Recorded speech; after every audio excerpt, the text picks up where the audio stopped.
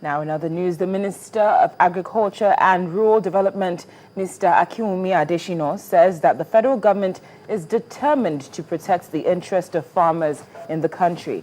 The federal government has in the past been spending a whopping sum of 125 billion naira yearly on importation of fish to the country, despite having territorial waters estimated at 16.3 million metric tons.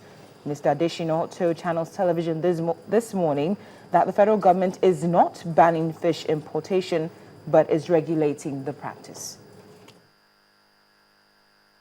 We are the only country in the world that's not regulating the import of fish. So what's the difference now? And so basically what we are saying is that we want those that are importing fish to go back into producing fish locally. We've got a whole range of fish species that we can grow here. Aquaculture today is the fastest growing sector, in the world, in the fishing industry. Now, the government is doing a lot of things to support farmers in this area. For example, take the growth enhancement scheme, which we use for seeds and fertilizers and all that in the crop sector.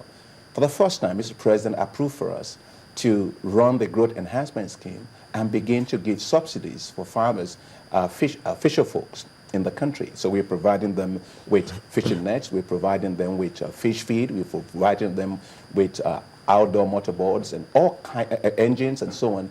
And we are registering all of our artisanal fishermen and supporting them massively and getting a lot of our youth into aquaculture. Now that's what we've got to do. I mean, you look in this country, you go all the way to the deep south.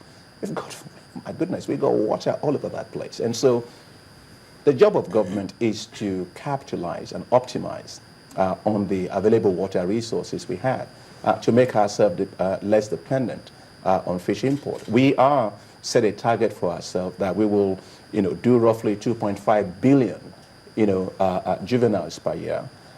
Then we will distribute, do about 400,000 metric tons of fish feed annually.